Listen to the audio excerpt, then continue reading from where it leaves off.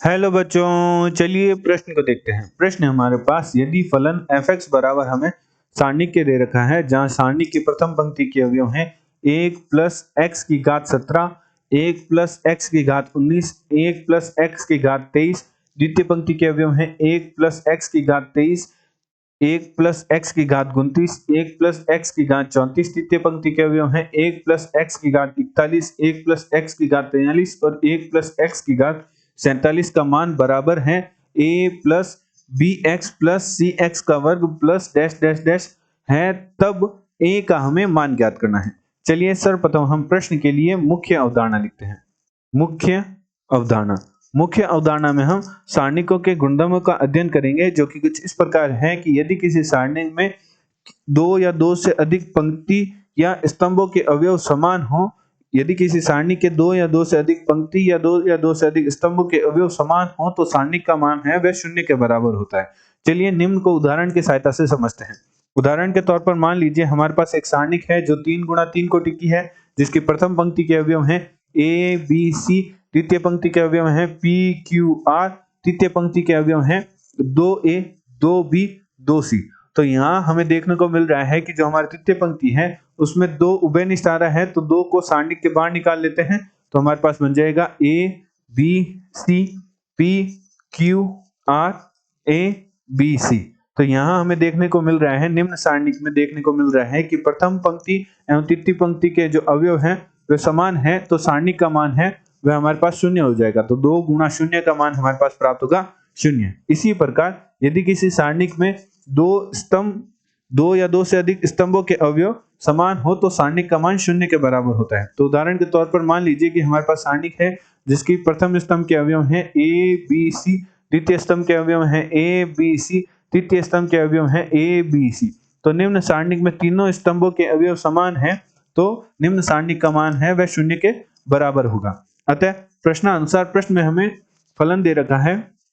रखा है f(x) का मान बराबर हमें दे रखा है सारणिक, जहां सारणिक की प्रथम पंक्ति के अवयव हमें दे रखे हैं 1 प्लस एक्स की घात 17, 1 प्लस एक्स की घात 19, 1 प्लस एक्स की घात 23।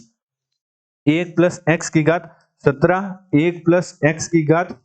19, 1 प्लस एक्स की घात 23, 1 प्लस एक्स की घात 23, 1 प्लस एक्स की घात हमारे पास है 29, 1 प्लस एक्स की घात 34, 1 प्लस एक्स की घात 34, 1 प्लस एक्स की घात 34, 1 प्लस एक्स की घात 41 और 1 प्लस एक्स की घात 47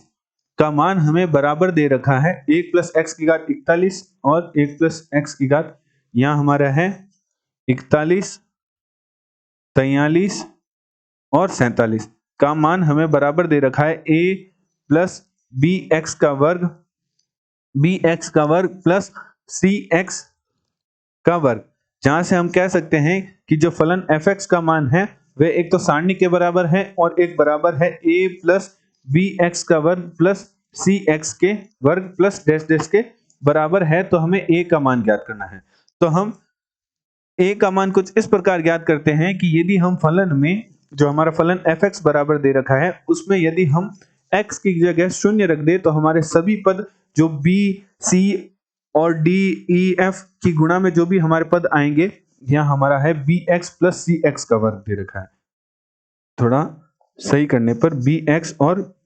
cx का वर्ग। तो यहाँ जो भी हमारे पद आएगा, हमें चूंकि a का मान ज्ञात करने को कहा है, तो यदि हम फलन में x की जगह शून्य रख दें, यदि x बराबर शून्य रखने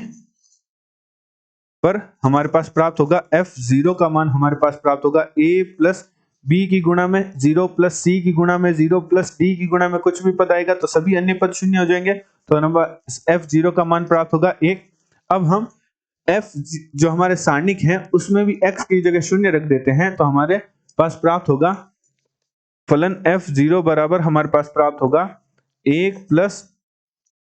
प्लस शून्य की घात हमारे पास है 17, 1 प्लस शून्य की घात हमारे पास है 19, 1 प्लस शून्य की घात हमारे पास है 23,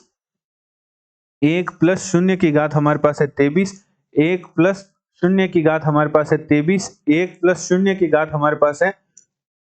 29, 1 प्लस शून्य की घात हमारे पास है 34, 1 प्लस शून्य की घात हमारे पास है 41, 1 प्लस शून्य की घात हमारे पास है 43 और 1 प्लस शून्य की घात हमारे पास है 47। तो हल करने पर हमारे पास f0 का मान प्राप्त होगा। सारणी 1 की घात 17 1 होगी, 1 की घात 19 1 होगी, 1 की घात 23 1 होगी, 1 की घात 23 1 होगी, 1 की घात 29 1 होगी, 1 की घात 34 1 होगी, 1 1 1। तो चूंकि हमने मुख्य अवधारणा में देखा था, यदि किसी सारणी के 2 या 2 से अधिक पंक्ति या 2 या 2 से अधिक अवयव, 2 या 2 से अधिक स्तंभों के अवयव समान हो तो सारणी का मान शून्य के बराबर होता है। तो हमारे पास f0 का मान प्राप्त होगा शून्य। अतः हमारे पास f0 का मान है वह शून्य के बराबर प्राप्त हुआ और शून्य है, f0 का मान है वह a के बराबर है, जहां से हम कह सकते हैं कि जो हमारा a का मान है वह हमारे पास प्राप्त हुआ 0। तो रिक्त स्थान में हमारे पास आ जाएगा a का मान हमारे पास प्राप्त होगा 0। आशा करते हैं आपको प्रश्न का समझ आया होगा। धन्यवाद।